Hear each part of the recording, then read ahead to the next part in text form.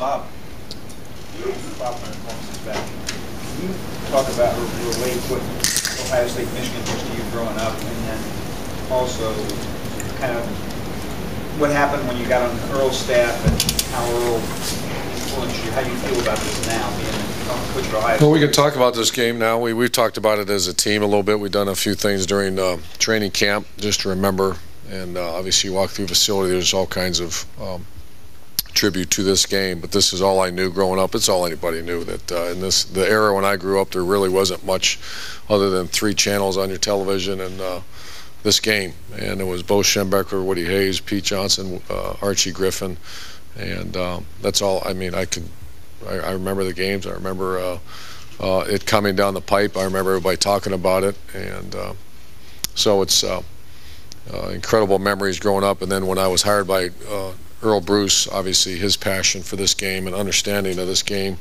was intense, and I remember that very well.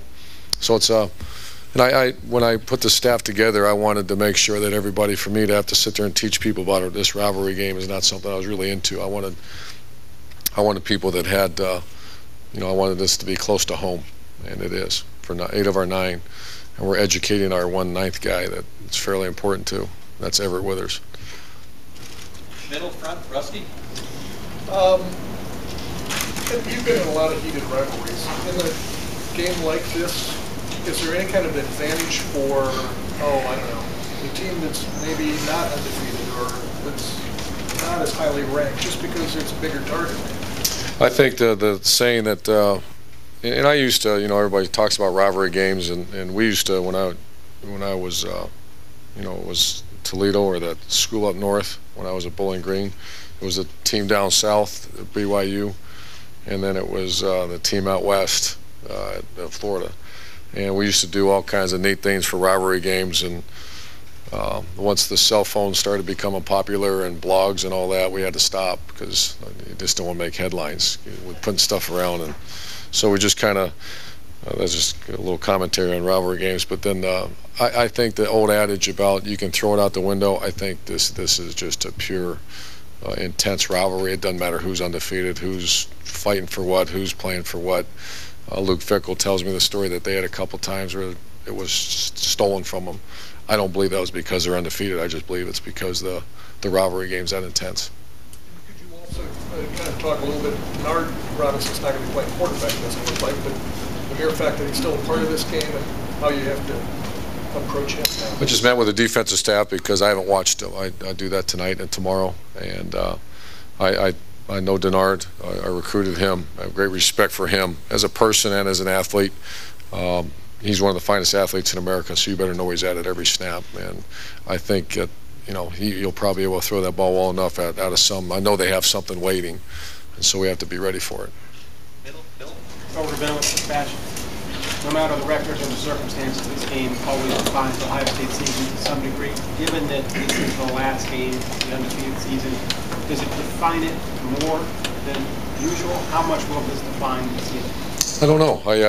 Bill, we haven't thought. We just talk about winning this game, you know, and we're not talking about what everybody's going to think a week from now, 2 weeks from now. But our kids are focused, and this team right here is a team meeting room, and it's electric in here when you start talking about this game, where we're at right now, and will we be defined by this one game? You usually are. I mean, regardless of what happens, this is the game. So our kids know that, our coaches know that, but that doesn't change anything we do. Just for you, I mean, how soon after what was obviously a dramatic win did your thoughts immediately switch to this game? Shaking hands and into the locker room. That's probably happened even a little bit last week prior to the game, and because you just know it's coming down the pipe. Front row, right? Tim? Tim May, Columbus Dispatch. I got several, but I'll just ask one right now. Rick Madison's on the other side. I mean, having familiarity with guys and him having familiarity with you, how does that sort of enhance it and sort of make it an intriguing matchup in some respects? Well, he was the first phone call I made when I accepted the position at University of Florida, or actually before I made it, to find out if he'd go with me, because that's we lived next to each other at Notre Dame for a long time. I know he's a great recruiter. We recruited together for many, many years. So I just got a lot of respect for him as a coach. And that enhances it a little bit. But once again, this is about players. You know, it just probably the way it enhances it. I know, you know, we've been spending a lot of time now having conversations about how they'll play us, and that's probably the only thing that really matters now. Hey, having guided the team once before to think to a perfect record of Utah, correct?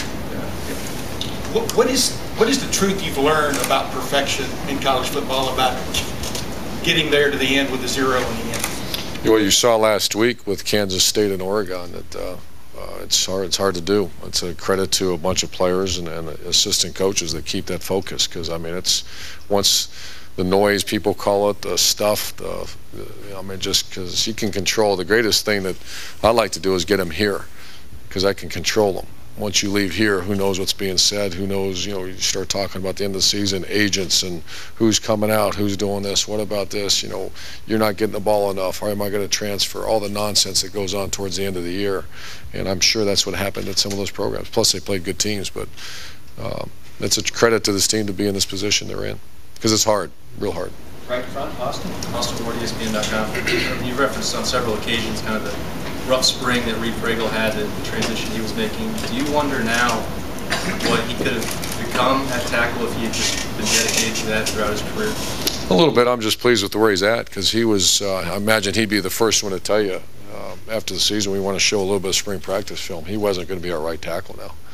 You know, he just wasn't. The problem is we didn't have really any other choices other than a true freshman. But we made it, you know, I kind of in my own mind made the decision he wouldn't be playing right tackle for us.